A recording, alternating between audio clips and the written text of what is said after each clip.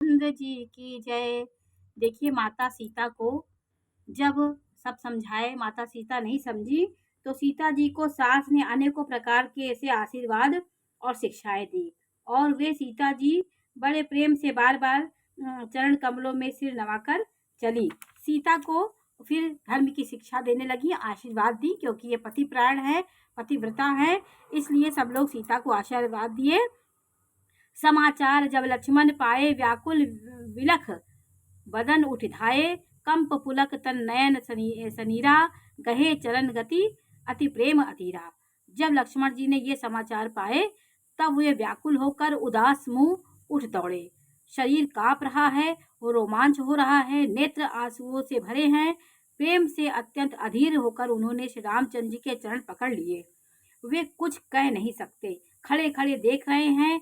ऐसे दीन हो रहे हैं मानो जल से निकले जाने पर मछली दीन हो जाती है और हृदय में यह सोच है कि हे विधाता, क्या होने वाला है, क्या हमारा सब सुख और पुण्य पूरा हो गया है। वो इस प्रकार अधीर हो गए। उनको जब पता चला तो व्याकुल अवस्था उनकी हो गई।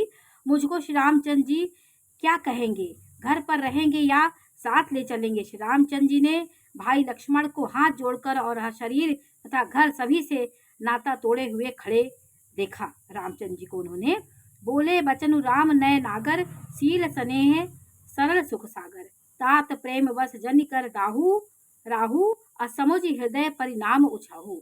तब नीति में निपुण और शील स्नेह सरलता और सुख के समुद्र श्री रामचंद्र जी वचन बोले, हे तात, परिणाम में होने वाले आनंद को हृदय में समझकर तुम प्रेम वश अधीर मत हो। राम ने कहा कि तुम अधीर मत हो। और दोहा नंबर 70 में है कि मात पिता गुरु स्वामी सिख, सिर धरि करहि सुभाए, और लहे लाभ तीन जन्म कर, नतरु जन्म जग जाए। जो लोग माता पिता गुरु और स्वामी की शिक्षा को स्वाभाविक ही सर चढ़ाकर उनका पालन करते हैं, उन्होंने ही जन्म लेने का लाभ पाया है, नहीं तो जगत में जन्म लेना व्यर्थ है। क्योंकि माता पिता गुरु से बढ़कर कोई नहीं होता। इनकी सेवा, इनकी आज्ञा का पालन करने से ही जन्म सफल होता है।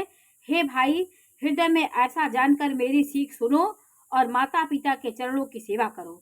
भरत और शत्रुघ्न घर पर नहीं है, महाराज वृद्ध हैं और उनके मन में मेरा दुख है, मेरे जाने का दुख है, उनको तुम संभालो। इस अवस्था में मैं तुमको साथ लेकर वन जाऊं तो अयोध्या सभी प्रकार से अनाथ हो जाएगी।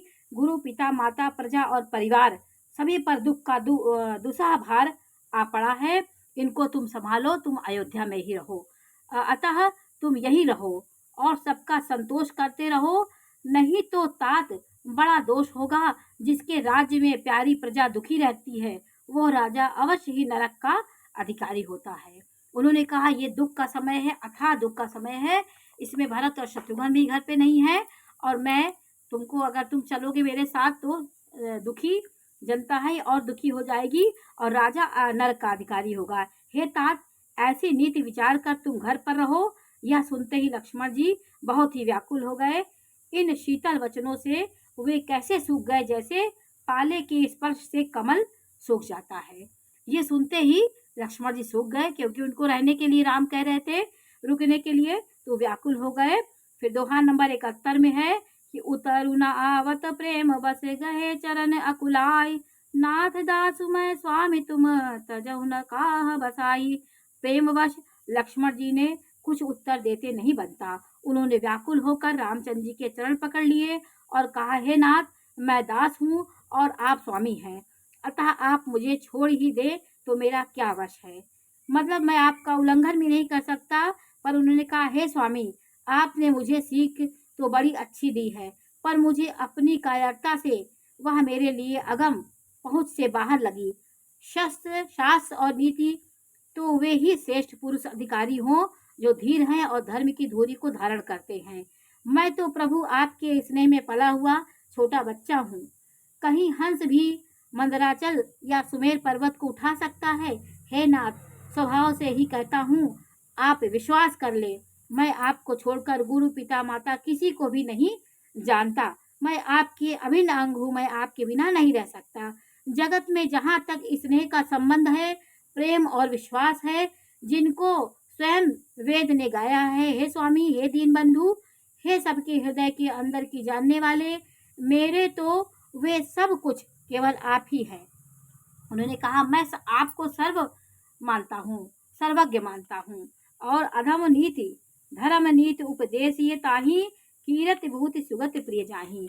उन्होंने कहा, धर्म और नीति का उपदेश तो उसको करना चाहिए जिसे कीर्ति विभूति ऐश्वर्य या सदगति प्यारी हो, किंतु जो मन वचन और कर्म से चरणों में ही प्रेम रखता हो, हे कृपा निधान, क्या वह भी त्याग के योग्य है? उन्होंने कहा, मैं त्याग का योग हूँ, आप मुझे कैसे त्याग सकते हैं? और फिर दोहा नंबर 72 में है कि करुणा सिंधु सुबंधु के, सुनि मृदु वचन विनीत, समुझाए उर लाए प्रभु, जान स्नेह सबीत। दया के समुद्र श्री रामचंद्र जी ने भले भाई के कोमल और नम्रता युक्त वचन सुनकर और उन्हें स्नेह के कारण डरे हुए जानकर हृदय से लगाकर समझाया। बहुत लक्ष्मण जी रामचंद्र जी समझा रहे हैं और कहा कि हे भाई, जाकर माता से विदा मांग आओ और जल्दी वन को चलो। रघुकुल में श्रेष्ठ रामचंद्र जी की वाणी सुनकर लक्ष्मण जी आनंदित हो गए, बड़ी हानि दूर हो गई और बड़ा लाभ हुआ। लक्ष्मण जी बहुत खुश हुए। वे हर्षित हृदय में से माता सुमित्रा के पास आए मानो अंधा फिर से नेत्र पा गया हो। उन्होंने जाकर माता के चरणों में मस्तक नवाया, किंतु उनका मन रघुकुल को आनंद देने वाले श्री रामचंद्र जी की जानकी जी के साथ था। माता ने उदास मन देखकर उनसे कारण पूछा। लक्ष्मण जी ने सब कथा विस्तार से कह सुनाई। सुमित्रा जी कठोर वचनों को सुनकर ऐसी सहम गई जैसे हिरनी चारों ओर वन में आग लगी देखकर सहम गई हो। लक्ष्मण ने देखा कि आज अनर्थ हुआ है, वे इसने बस काम बिगाड़ देंगी, इसलिए वे विदा मांगते हुए डर के मारे सकुचाते हैं और मन ही मन सोचते हैं कि हे विधाता, माता साथ जाने को कहेगी। बोलो सियावर रामचंद्र जी की जय।